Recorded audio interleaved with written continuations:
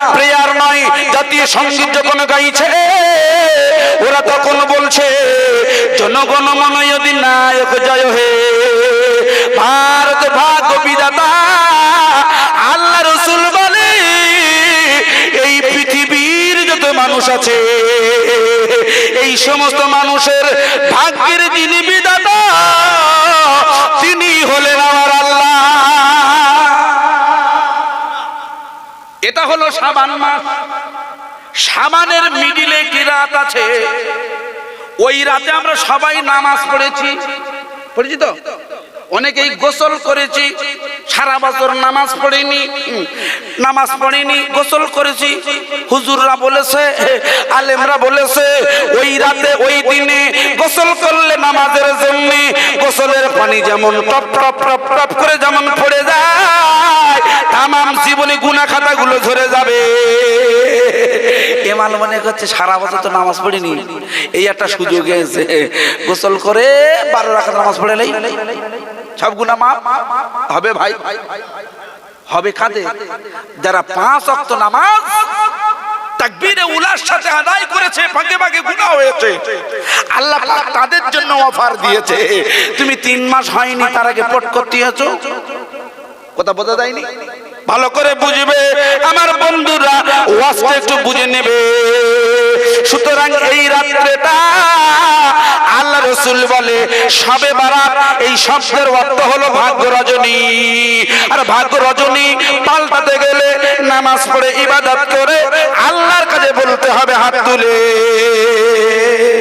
একটা যুবক ছেলে হাত তুলে, আল্লাহ আল্লাহ আমার বিয়ের বয়স হয়ে গেছে, আল্লাহ আমি একটা বিয়ে করতে চাই, একটা সুন্দরী বউ দাও আল্লাহ। অনেকে ভাবে আল্লাহর কাছে বউ চাইবো, কি ভাবে না আব্বা? কিন্তু আল্লাহর কাছেই আপনার বউটা চাইতে হবে যেন নেককারিনী হয়, দিনদারি হয়, যেন ফেসবুক চালনাকারী না হয়। রান্না করছে ভাবি আমার হোয়াটসঅ্যাপে চ্যাটিং করছে না, করে না। এই মোবাইলের জন্য অনেক বউরা পলাতক, এই মোবাইলের জন্য অনেক স্বামীরা পরকীয়ার সাথে জড়িত, মোবাইলটা সব কাল হয়ে গেছে আমার বন্ধুরা। সুতরাং আমি আপনাকে যেটা বোঝাতে চাইছি, এই রাত্রিতে আল্লাহ রাসূল বলেছে মুসলমানদের ভাগ্য রজনী কোন ভারত ভাগ্য বিধাতা হতে পারে না। আর আমি মেনে নিলাম যদি ভারত ভাগ্য বিধাতা হয়, এক সেকেন্ডের জন্য মেনে নিয়েছি।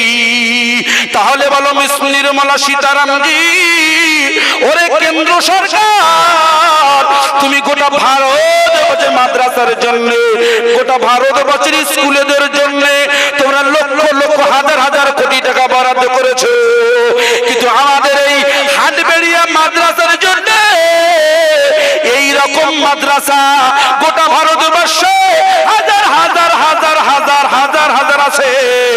এই মাদ্রাসা গুলির জন্য তোমরা মাত্র 1 লক্ষ টাকা বরাদ্দ করেছো। এই 1 লক্ষ টাকা বরাদ্দের ফলে তোমরা এটাই বুঝিয়ে দিয়েছো যে ওই মাদ্রাসায় কোনো শিক্ষা হয় না, ওই মাদ্রাসায় সব বোম বাঁধা হয়, ওই মাদ্রাসাগুলো বন্ধ করে দেওয়া উচিত। এই স্লোগানটা তোমরা ওখান থেকে তোমরা চালিত করার চেষ্টা করেছো, কিন্তু তোমরাই বলেছো সর্বশিক্ষা অভিযান চালাও। গোটা ভারতবর্ষের শহর থেকে শুরু করে, নগর থেকে শুরু করে, গ্রামগঞ্জ থেকে শুরু করে প্রত্যেকটা জায়গায় তোমরা ওই সর্বশিক্ষা অভিযান চালাও। সর্বশিক্ষা অভিযান হলো প্রত্যেকটা ব্যক্তিকে অক্ষর জ্ঞান দিতে হবে। অক্ষর জ্ঞান মানে সরকারি ভাষায় হলো অ আ হস্যই এ বি সি ডি, এগুলো নাকি আমাদের মাদ্রাসা শেখায় না। আমি আপনাকে চ্যালেঞ্জ করে বলছি, এই হাটবেড়িয়া মাদ্রাসায় আমাদের ছাত্র যেমন ফজরের নামাজ পড়ে যেমন আলিফ বা তা সা পড়ছে, তার পাশাপাশি পড়ে ও আ এ বি সি ডি। সরকারের দায়িত্ব ছিল এই মাদ্রাসাগুলোকে উন্নয়নের আওতায় আনা, তা না করে তোমরা মাদ্রাসা শিক্ষাকে ধ্বংস করে দেওয়ার প্রশ্ন থেকে কলমের খোঁচা দিয়েছে। আল্লাহ বলে দাঁড়া, আমি আল্লাহ তোরা মাদ্রাসার সময় হবি না।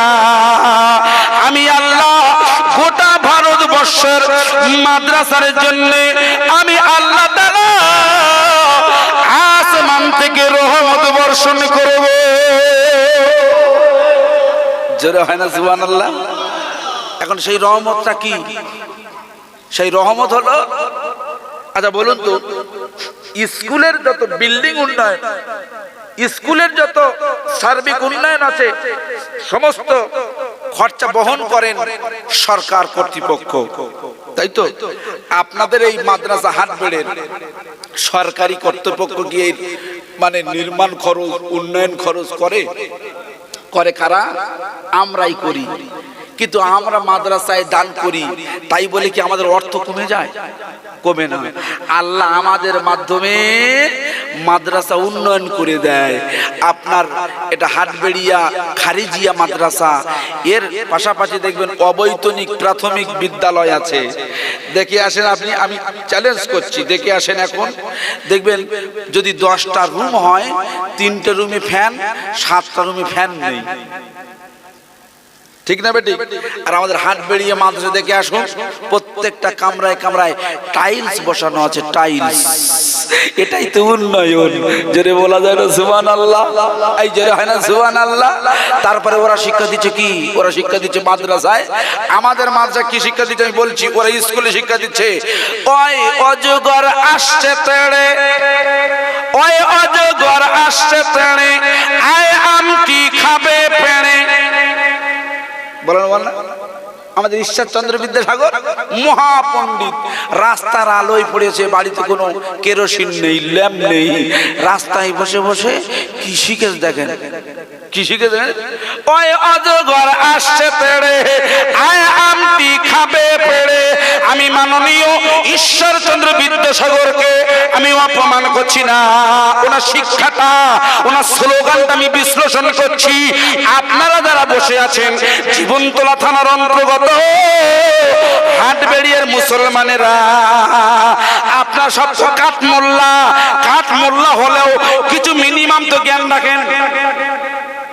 ওরা বলে কাঠমোল্লা, আমার দোষ দিলে হবে না, আমরা কাঠমোল্লা, তা আমাদের তো মিনিমাম জ্ঞান আছে রে ভাই। একটু আমরা জীবনে দেখেছি কি কোনোদিন যে অজগর সাপ তেড়ে তেড়ে এসে আম খেয়েছে? ওই হয়েছে ভাই? এই শিক্ষাটা আমরা শিখছি পয়সা দিয়ে। আশ্চর্য! স্কুলে ঘুম নেই, এ নেই, বিশ্রাম নেই, চলো স্কুল যা। গিয়ে বসে বসে বসে বসে ওই অজগর আসছে তেড়ে, আয় আমটি খাবে বেড়ে। আশ্চর্য! আম খাদ্যটা কারা খায়? মানুষ খায়। ম্যাঙ্গো, ম্যাঙ্গো মানে আম, এই মানে ল্যাংড়া আম, হিমসাগর আম, অজগর খাবে, আমরা খাবো? ভালো করে বুঝবে। এখন আম গাছে বল এসেছে, কদিন বাদে আম উঠবে। এখন আম বাজারে 120 টাকা। আমার বন্ধু, আমার বক্তব্য ওটা না। ঈশ্বরচন্দ্র বিদ্যাসাগর মহাশয় উনি যদি এই শিক্ষা দিয়ে দেয়, তাহলে এবার আমাদের মাদ্রাসার শিক্ষা, ওরা বলছে মাদ্রাসায় নাকি টেররিস্ট হয়। আরে মহাশয়, মাদ্রাসায় টেররিস্ট হয় না আতঙ্কবাদ হয় না শান্তিবাদী হয়? তোরা একটু দেখে যা। দেখার আগে প্রাথমিক শিক্ষাটা তোরা শিখে নে। তোরা বলছি ওই অজগর, আর আমরা বলছি ওই অজু করি মসজিদে যা। আর আযান হাকে মুয়াজ্জিন ভাই। আরো কথা রয়েছে, কয় কোরআন পড়ো বসে বসে, হয় খানা খেতে হয় বিসমিল্লাহ বলে বা একসাথে। ঠিক বলেছেন? এই শিক্ষাগুলো আমাদের মাদ্রাসা থেকে দেওয়া হয়। এবারে বলুন, ওই ওযু করতে হয় তো, আয় আজান দিতে হয় তো। তাহলে আপনারাই বিচার করুন, ওরা গোটা ভারতবর্ষকে মূর্খের সাগরে ডুবিয়ে দেওয়ার জন্য ওরা লাগাতার চেষ্টা চালাচ্ছে। কোন রকম ভাবে এই মাদ্রাসাগুলো যদি না থাকতো, গোটা ভারতবর্ষ ধ্বংস হয়ে যেত। আজকের ওরা সুপ্রিম কোর্ট মানে না, ওরা সুপ্রিম কোর্ট মানে না, ওরা ভারতীয় দণ্ডবিধি মানে না, ওরা ভারত সংবিধান প্রশাসনের কোন আইন মানে না। আমরা মুসলমান, আমরা একটাই, আমরাই দাবি করতে পারি এই ভারতবর্ষের সংবিধান আমাদের মাথার উপরে করে আমরা রাখি। আর তা না হলে তোমরা যখন বাবরি দখল করে নিয়েছিলে, আমরা কি পারতাম না কলকাতার রাজপথটাকে বন্ধ করতে? আমরা তো শ্রদ্ধা জানিয়েছিলাম। সুপ্রিম কোর্ট অর্ডার করেছে সমস্ত রায় কিন্তু বাবরির দিকে, কিন্তু ঘোষণা হয়ে গেল ওই মসজিদটা বাবরি থাকবে না, ওটা মন্দির বানাতে হবে। আমরা মেনে নিয়েছি যে ঝামেলা যাক, চলে যাক, কিন্তু আশ্চর্য ওরা ভেতর দিয়ে গবেষণা করে স্লোগান চালিয়ে ওই বাবরিকে ঢাল করে নিয়ে গোটা ভারতবর্ষের মসজিদগুলোকে ক্যাপচার করতে চাইছে। তাই আপনাদের দক্ষিণ 24 পরগনা এই যে ক্যানিং সংলগ্ন এরিয়ায় একটি মসজিদের ভিতরে বসে নয়, দাঁড়িয়ে এক কুলাঙ্গার পেশাব করে দিয়েছে। বলুন নাউজুবিল্লাহ। কথাটা সঠিক না বেটি? ভালো করে বুঝবেন ওয়াজটা। কোরআন শরীফকে পা দিয়ে মারিয়ে দিয়েছে। এরা মনে করে যে পা দিয়ে মারিয়ে দিলে কোরআনের ইজ্জত শেষ। তোমরা যত কোরআন পা দিয়ে মারাবে, কোরআনের সম্মান তত বাড়বে। বলুন সুবহানাল্লাহ। আমেরিকার দাদা ভাইরা ওরা কোরআনকে মারাচ্ছে কিসের মাধ্যমে? প্যালেস্টাইনের মুসলমানদের মেরে। ওরা এটাই বোঝাতে চাইছে আসলে মতনৈক্য ওটা নয়, মতনৈক্য হলো কোরআনের সাথে, মুসলমানের সাথে। জায়গা জমি এটা হলো ইস্যু, মুসলমানদের মারার এটা হলো প্ল্যান। এই জন্য ওরা কোরআন মারিয়ে দিচ্ছে। যত কোরআন মারাচ্ছে তত কোরআন বিশ্লেষক বেড়ে যাচ্ছে, গবেষণাকারী বেড়ে যাচ্ছে। ওরা মেরেছে 53,000 নয়, 47,300। নিউজ অফ আমেরিকা বলেছে তোরা 47,300 মেরেছিস। আর ওরা মানে ইহুদি খ্রিস্টানেরা এই যুদ্ধের পরে টানা 15 মাস যুদ্ধের পর এরা প্রায় 53,000 ইহুদি খ্রিস্টানেরা কোরআন শরীফটাকে নিয়ে গবেষণা করে 53,000 অমুসলিম মুসলমান হয়ে গেছে। এটা চিল্লে বলা যায় না, জোরে হয় না সুবহানাল্লাহ। নারায়ে তাকবীর। আমার ভাই সবেরা, তাহলে এই জায়গায় বোঝা গেল মাদ্রাসার শিক্ষাটাই আসল শিক্ষা। এবারে চলে আসি প্রেয়ারে।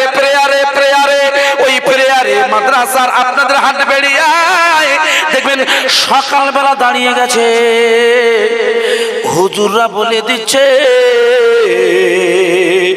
তোমরা পড়ো অনন্ত অসীম প্রেমময় তুমি,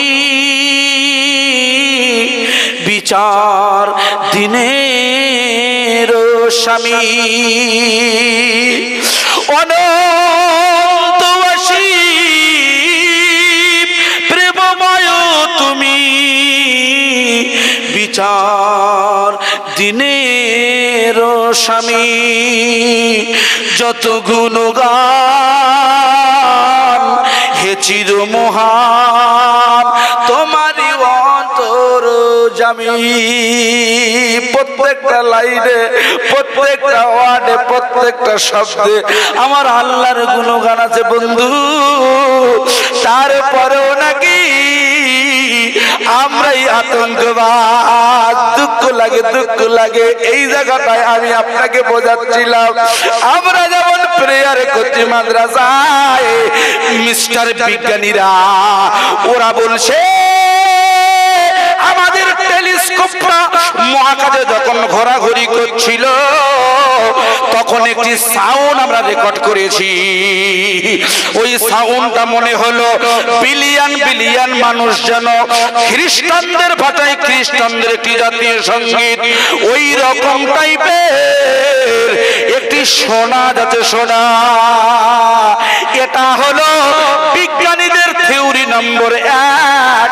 থিওরি নম্বর 2 হলো এখান থেকে কোটি কোটি কোটি কোটি বছর আগে এই ভারতবর্ষ নয় গোটা পৃথিবীটা বিন্দু আকারে ছিল। বিন্দু বিন্দু যারা বিজ্ঞান নিয়ে রিসার্চ করছেন, বিজ্ঞান নিয়ে গবেষণা করছেন, নিশ্চয়ই একমত হয়ে যাবেন। দেখবেন বিজ্ঞানের ভাষায় হলো বিগ ব্যাং। বিগ ব্যাং মানে হলো ওই মহাবিস্ফোরণ। মহাবিস্ফোরণের ফলে পৃথিবী আলাদা হয়ে গেছিল। মহাবিস্ফোরণের ফলে চন্দ্র সূর্য আলাদা হয়ে গেছিল। মহাবিস্ফোরণের ফলে গ্যালাক্সি তৈরি হয়েছিল। বিজ্ঞানীরা বলেছে ওই মহাবিস্ফোরণের শব্দটি এখনো জানো গো গো গো গো করে হয়, কিন্তু আল্লাহর নবী এই যুগে নয় এখান থেকে ১৫০০ বছর আগে বলেছে আরে ওটা গো গো শব্দ নয়, ওই শব্দটি হলো আল্লাহর ফারিস্তাদের জিকির। এখন আমরা মুসলমান, এই বাবু ধূপ এখান থেকে তুলে নাও, ধূপ তুলে নাও। আমরা মুসলমান, একটু কথা বলে, আমরা মুসলমান, আমরা নবীর কথা বিশ্বাস করব না বৈজ্ঞানিকের কথা বিশ্বাস করব? কেন করব? আমানতু বিল্লাহি ওয়া মালাইকাতিহি ওয়া কুতুবিহি ওয়া রাসূলিহি। রাসূলের প্রতি ঈমান আনতে হবে, রাসূলের কথাই বিশ্বাস করতে হবে। বিজ্ঞানীরা সব ভুলভাল বলেছি। আল্লাহর কোরআন এই জন্য বলছি ওয়াল কুরআনিল হাকিম। কোরআনে বিজ্ঞান আছে, আসলে তোমরা টের পাচ্ছ না। আমি উদাহরণ দিয়েছি একটা, বোঝা গেল কি কোরআনে বিজ্ঞান আছে না নাই? খুব ভালো করে বুঝবে। এবারে উদাহরণ নাম্বার 2 খুব ভালো করে স্মরণ করে দেখুন। এখান থেকে ১৫০০ বছর আগে, কত বছর আগে? ১৫০০ বছর আগে সালটার নাম লিখে রাখুন।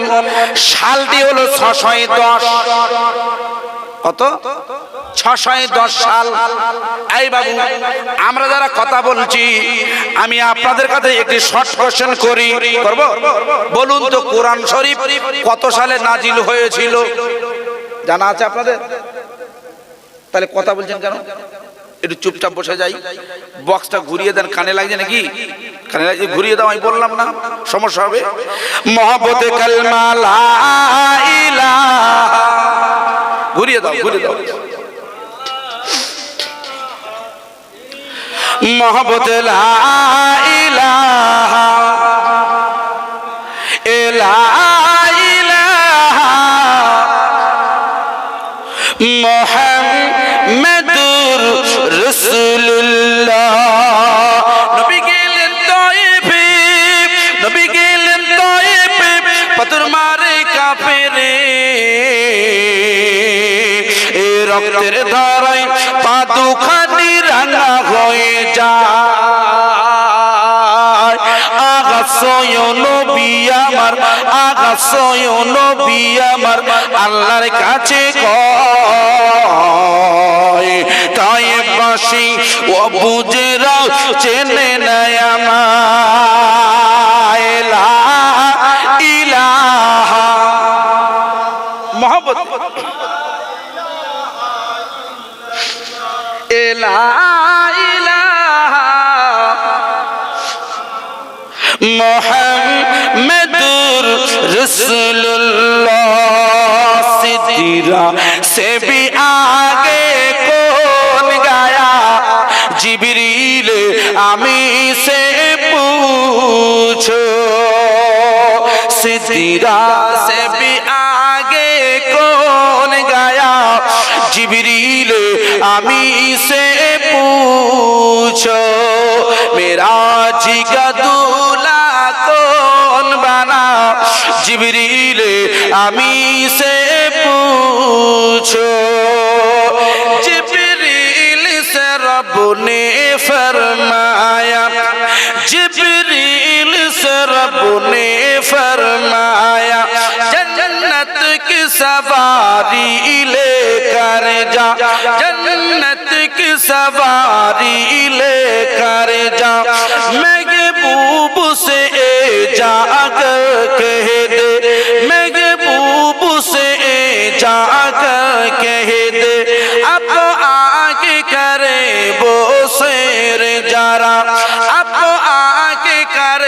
बोसर जारा फिर कैसे हुई,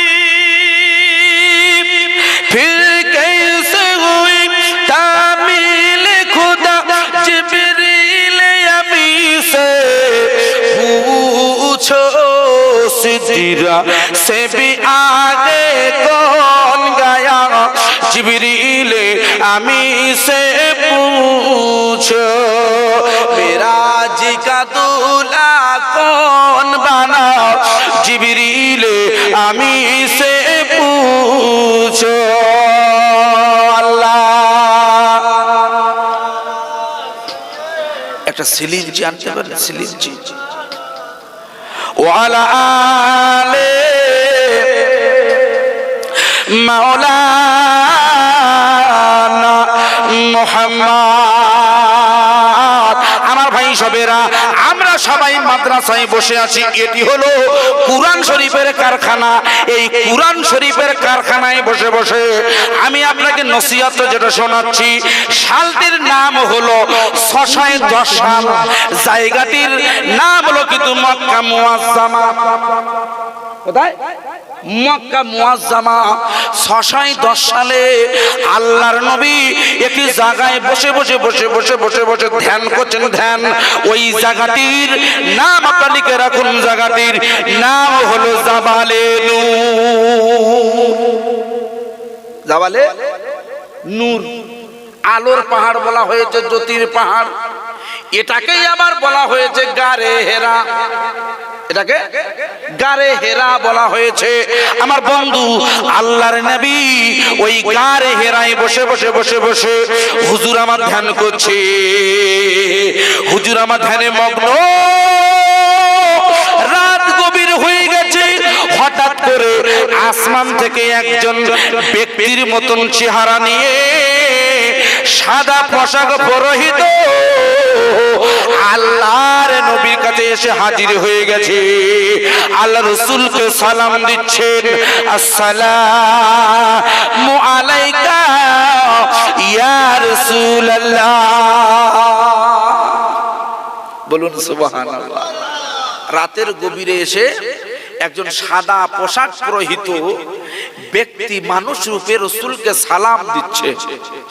এখন সালাম দিলে আল্লাহর হাবিব তো মানুষ, স্বাভাবিক তার অন্তরে একটু ভীতু সঞ্চয় হবে, ঠিক ওই রকম ঘটে গিয়েছে। আল্লাহর নবীকে জিবরিল আমিন বলছেন, ইয়া রাসূলুল্লাহ, ইয়া হাবিবাল্লাহ, হুজুর আপনি ভয় পাবেন না, আমি ভূত বা প্রেত বা কোনো খারাপ আত্মা নই, আমি কোনো দুষ্টু জিন নই, আমি আমার আল্লাহর তরফ থেকে আল্লাহর মালাইকা ফেরেশতা জিবরিল আমিন এসেছি, হুজুর আপনি ভয় পাবেন না। এটা চিল্লে বলা যায় না সুবহানাল্লাহ? আরো জোরে হয় না সুবহানাল্লাহ? কথা বলেন না, সমস্যা হবে, মস্তিষ্ক চিড় ধরবে। আল্লাহর হাবিবের কাছে জিবরিল আমিন এসেছে, এসে সালাম দিয়েছে, বলে হুজুর আপনি পড়ুন। এসে বলছে পড়ুন হুজুর পড়ুন। আল্লাহ রাসূল বলছে আমি তো পড়তে পারি না, আমি তো জানি না, লিখতে জানি না, পড়তে পারি না, কি করে পড়বো? জিবরিল আমিন বলছে হুজুর কি আশ্চর্য, আপনি পড়তে পারেন না? বলে না। বলে হুজুর আসুন আমার সাথে একটু মোলাকাত করুন, আপনারা জানেন যেটা আমি আপনাকে বলে দিচ্ছি, যেটা জানেন না সেটা জানিয়ে দিচ্ছি। ওয়াজটা আপনারা হয়তো শুনেছেন এর আগে, কিন্তু যেটা শোনেননি সেটাই আমি আপনাকে জানাবো। খুব ভালো করে ধীর স্থির ভাবে শুনে নিন বন্ধু। আল্লাহর নবীকে জিবরিল আমিন একবার নয়, দুইবার নয়, তিনবার নয়, চারবার নয়, পাঁচবার নয়, 20 বার মোলাকাত করেছিল। তো কতবার মোলাকাত করেছে আপনারা তাহলে শোনেননি? আমি এটা দিয়ে আপনাদের টেস্ট করে নিলাম, এই ওয়াজটা আপনাদের জানা নাই। আল্লাহর নবী একবার নয়, দুইবার নয়, 3 বার মোলাকাত করেছে। কবার? জিবরিল আমিনের সাথে মোলাকাত করার পরে উনি পড়তে লেগেছেন। জিবরিল আমিন বলছেন হুজুর আপনি পড়ুন, ইকরা বিসমি রাব্বিকাল্লাযী খালাক। হে নবী আপনি পড়ুন ওই রবের নামে যিনি কিনা আপনাকে তৈরি করেছেন। সুবহানাল্লাহ। আল্লাহ পাক প্রথম শিক্ষা দিচ্ছে জিবরিল আমিনের মাধ্যমে পড়ো পড়ো পড়ো পড়ো পড়ো। আমাদের কিছু ভারতবর্ষের গণ্ড মূর্খ জজ সাহেব আছে। জজ সাহেব মূর্খ হয়? মূর্খ জজ না হলে বলতে পারে না মুসলমানেরা কাঠমোল্লা, মানে আমরা মূর্খ, আমরা কিছু বুঝি না। আমাদের ধর্মগ্রন্থ নয়, গোটা পৃথিবীর ধর্মগ্রন্থ হলো কুরআনুল কারীম, ঠিক না বেটি? এই কুরআনুল কারীম বর্তমানে মুসলমানদের দখলে নেই। মুসলমানেরা অনুসরণ করে, অন্যরা বর্জন করে, কিন্তু ঠেলাই পড়লে আবার বাবাজি আবার কোরআনের কাছে আসে। কুরআন শরীফ আমাদের শিক্ষা দিচ্ছে, ওরা যেটা বলছে কুরআন সাম্প্রদায়িকের শিক্ষা দেয়, কিন্তু কুরআনের মূল বাণী হলো ইকরা, মানে পড়ো। আমরা পড়ছি, আমরা লিখছি, আমরাই শিখছি, আমরা বলছি। বলুন সুবহানাল্লাহ। আমরা লিখছি, আমরা পড়ছি, আমরা শুনছি, আমরা বলছি। আর ওরা বলছে না, ওরা কিচ্ছু শেখে না, ওরা কিছু জানে না। কিন্তু আমাদের নবী বলছে, জিবরিল আমিন শিক্ষা দিয়েছে, ইকরা বিসমি রাব্বিকাল্লাযী খালাক খালাকাল ইনসানা মিন আলাক। আল্লাহ বলছে জিবরিল আমিনের মাধ্যমে যে বলে দিন, খলাকাল ইনসান, আমি মানুষ তৈরি করেছি মিন আলাক, জমাট বাঁধা রক্তপিণ্ড থেকে। মানুষকে কি দিয়ে তৈরি করেছি? জমাট বাঁধা রক্তপিণ্ড থেকে। এই রক্তপিণ্ডটা এসেছে আদম সফিউল্লাহ থেকে।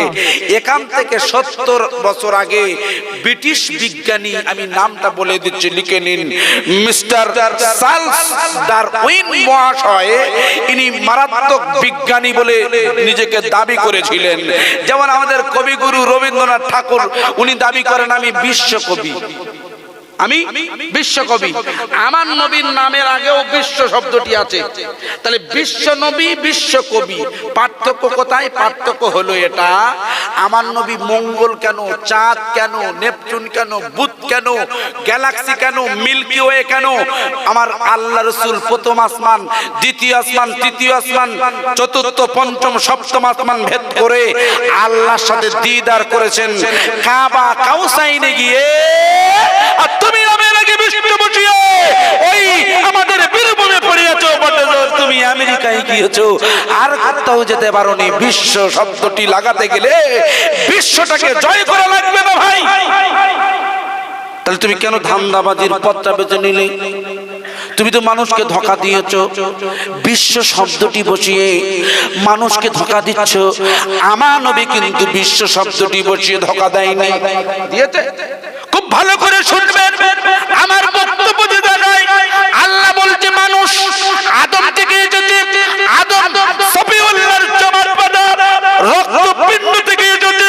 কিন্তু ব্রিটিশ বিজ্ঞানী যারা আমাদের ভারতবর্ষকে 200 বছরেরও বেশি ওরা আমাদের ভারতবর্ষটাকে দখল করে নিয়েছিল। এ শালা ঢ্যামনা বিজ্ঞানী এখান থেকে 70 বছর আগে বলেছে। ওই শিক্ষাটা আশ্চর্যের ব্যাপার হলেও, দুঃখজনক হলেও এটা সত্য। ভারতবর্ষের স্কুলগুলোতে শিক্ষা দেওয়া হতো। এখন মানুষ সচেতন হয়েছে, ডিজিটাল যুগ এসেছে, ওই শিক্ষার পাঠগুলো সব মুছে দিয়েছে।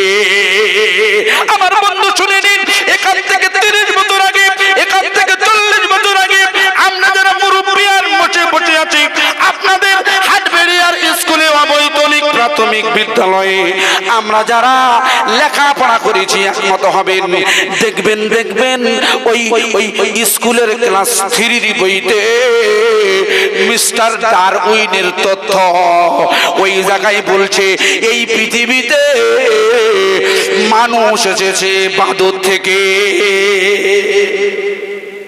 বলেন নাউজুবিল্লাহ। মানুষ এসেছে বাঁদর থেকে।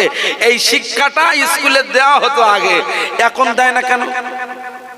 শিক্ষা যদি সঠিক হবে তাহলে সারা জীবন শিখবে, কিন্তু মাল তুলে দিয়ে ও শিক্ষা দেওয়া যাবে না।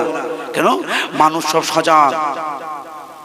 এখন অ্যান্ড্রয়েড সেট, আর অ্যান্ড্রয়েড সেট যত বার হচ্ছে মিথ্যে কথা বলার তত সুবিধা হয়েছে। আসে জীবন তোলায় বলছে না আমি কালীবাড়ি আছি, হ্যালো ভাই, কোথায় আছেন? জীবনতলা দাঁড়িয়ে আছে। বলছে কেন? আমি তো কালীবাড়ি। বলুন নাউজুবিল্লাহ। এটা ডিজিটাল যুগ, মানুষকে বোকা বানানো যায় না, আবার বোকা বানানো যায়। এই জন্য শিক্ষাগুলো তুলে দিয়েছে। এখনকার বিজ্ঞানীরা স্বীকার করেছে যে মানুষ আর মানব থেকে হয়নি, মানুষ এসেছে অ্যাডাম থেকে। অ্যাডাম, আর অ্যাডাম মানে বিজ্ঞানীদের ভাষায় এটা হলো অ্যাডাম, কিন্তু কুরআনের ভাষায় হলো অ্যাডাম মানে আদম সফিউল্লাহ। একটু চিল্লে বলা যায় না সুবহানাল্লাহ? বিশ্বাস যদি না হয় শ্রীলঙ্কায় চলে। শ্রীলঙ্কায় অ্যাডম পাহাড় বলে কি পাহাড় আছে? ওয়াজ গুলিয়ে ফেলছো না তো? মূল ওয়াজটা কোথায় বলেন তো? সূরা ইয়াসিনের ওয়াল কুরআনুল হাকিমে চলছে, ঠিক না বেটি? উদাহরণে আমি আছি, ওয়াজ গুলিয়ে ফেললে হবে না, খুব ভালো করে বুঝবেন। শ্রীলঙ্কার অ্যাডাম পাহাড়ে একটি পায়ের ছাপ আছে, একটি না দুটো ছাপ আছে। খুব ভালো করে বুঝবেন। এক একটা ছাপের লম্বা হলো 6 থেকে 6.5 ফিট, আর চওড়া হলো 3 থেকে 4 ফিট। একটা পায়ের পাতা, এই পায়ের পাতাটা 6.5 ফিট লম্বা, 3.5 থেকে 4 ফিট চওড়া। পৃথিবীর জমিনে সেই ডাইনোসরের যুগ থেকে আর এই 2025 সাল এই পর্যন্ত এই রকম মানুষ কি পৃথিবীতে এসেছিল? আল্লাহর নবী বলেছেন, আল্লাহর হাবিব বলেছেন, আমাদের ইসলামিক স্কলাররা একাধিক বর্ণনা এসেছে হযরত আদম সফিউল্লাহর এক হাত থেকে আর এক হাত পর্যন্ত প্রায় টানা 3.5 হাতের মতো চওড়া। কত হাত? 3.5 হাত। এখান থেকে এই পর্যন্ত। এটা হলো কাঁদি। এটা আমাদের অনেকের 17 ইঞ্চি, আবার 20 ইঞ্চি বা 19, ঠিক না বেঠিক? এই জায়গাটায় আমাদের আব্বা মানে আমাদের পিতা নবী আদম সফিউল্লাহর 3.5 থেকে 4 হাত হয়ে রয়েছে। আমাদের আদি পিতা আদম সফিউল্লাহর পায়ের মাপ হলো এটি। সুতরাং আমরা সবাই এই পৃথিবীতে আদম সফিউল্লাহ থেকে এসেছি। তুমি বিজ্ঞানী, তুমি ভুল থিওরি দিয়েছ। আল্লাহর কোরআন শরীফ এখান থেকে 1500 বছর আগে যেটা বলেছে অবশ্যই অবশ্যই বিজ্ঞানীরা স্বীকার করে নিয়েছে। কোরআন শরীফ মিথ্যা না, আল্লাহর নবী মিথ্যা না। আর তোমরা নবীকে অস্বীকার করতে পারো, তোমরা নবীকে মিথ্যাবাদী বলতে পারো, তোমরা নবীকে চরিত্রহীন বলতে পারো, কিন্তু তোমাদের ধর্মীয় গ্রন্থ বেদ, তোমাদের ধর্মীয় গ্রন্থ পুরাণ, তোমাদের ধর্মীয় গ্রন্থ মহাভারতে স্বীকার করে নিয়েছে। এত নিরন্তরে মেলেচ্ছ আতার্যের সামান্বিত মোহাম্মদ ইতিখ্যাত শিষ্য শাখা সামান্বিত নিরিপশ্চেব মহাদেবং মরুস্থল নিবাসিনা। শুধু তাই নয়, তাই নয়, গীতার ভিতরে বলে দিয়েছে, পুরাণ বলছে, কে বলছে? আল্লাহ জ্যেষ্ঠং আল্লাহ শ্রেষ্ঠং পরমং পূর্ণং ব্রহ্মান ওয়াল্লাম ওয়াল রাসূল মুহাম্মাদা কংবর রাসূলুল্লাহ। তোমরা স্বীকার করো আর নাই করো, আমাদের বয়ে গেছে। তোমাদের ধর্মীয় গ্রন্থ স্বীকার করে নিয়েছে।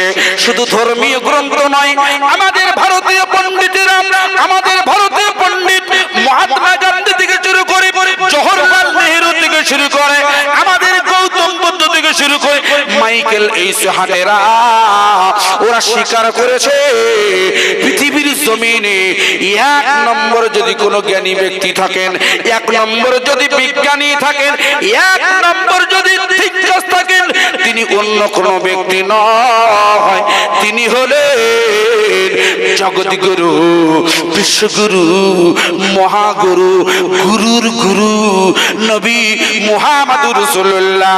একটু আওয়াজ দিয়ে বলবেন সুবহানাল্লাহ। আর জোরে হয় না সুবহানাল্লাহ? এটা সবাই স্বীকার করছে। তুমি চুনোপুটি স্বীকার করলে কি না করলে কি, আমার কোনো যায় আসে না। ইসলামের কোনো যায় আসে না। আসে? মুসলমানের যায় আসে? তুমি নূপুর শর্মা বলেছিলে রসুলের আদর্শ নাকি খারাপ? নূপুর আল্লাহ তোমার মারবে মুগু, খুব ভালো করে বুঝবে, শুধু সময়টা আসতে দাও, ঠিক না বেটি? কবরে তুমি ঢোকো, আজকে খেয়াল করলে দেখবে সোশ্যাল মিডিয়ায় চলছে বাসন্তী হাইওয়ে, বিয়ে করে বাড়ি যেতে গিয়ে অ্যাক্সিডেন্ট করে ড্রাইভার শুধু প্রায় 7 জন থেকে 10 জন মারা গেল, দোকানদাররাও নাকি মারা গেছে। আপনি যেখানে বসে আছেন, আমি যে ওয়াজ করছি, এটা আমাদের গ্যারান্টি আছে আমি এখান থেকে বাড়ি ফিরে যেতে পারবো?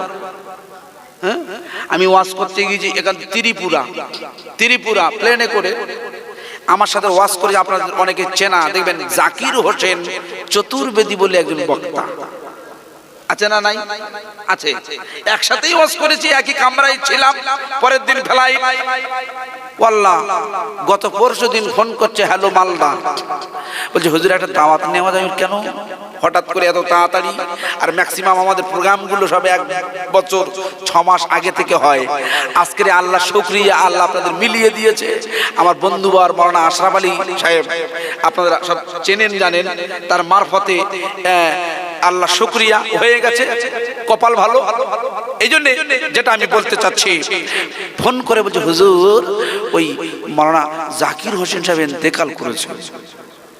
ইন্না লিল্লাহি ওয়া ইন্না ইলাইহি রাজিউন। আমি বলছি কি করে মারা গেল? বলছি হুজুরের ব্লাড ক্যান্সার ছিল, ব্লাড ক্যান্সারে মারা গিয়েছে।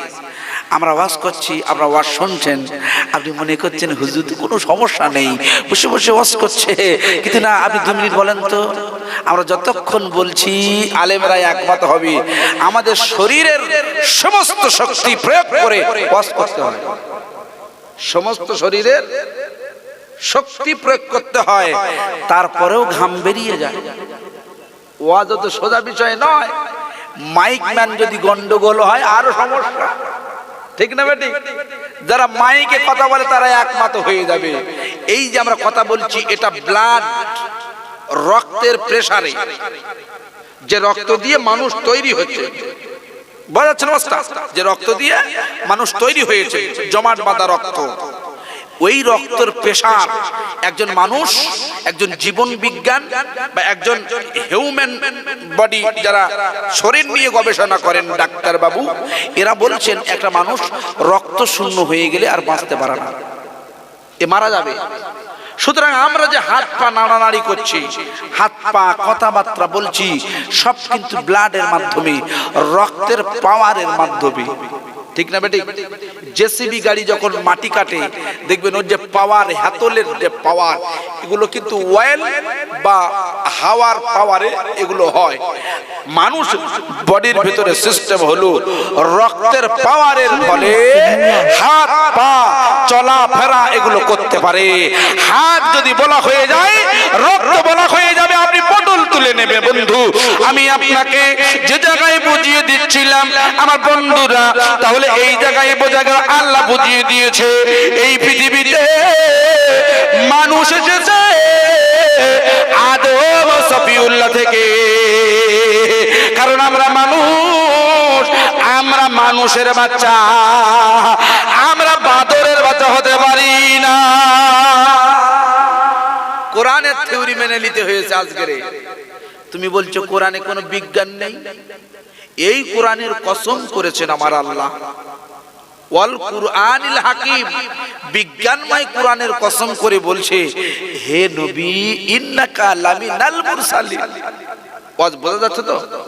ঘুম পাচ্ছে নাকি? ঘুম পাবে, একটু কিছু করার নেই।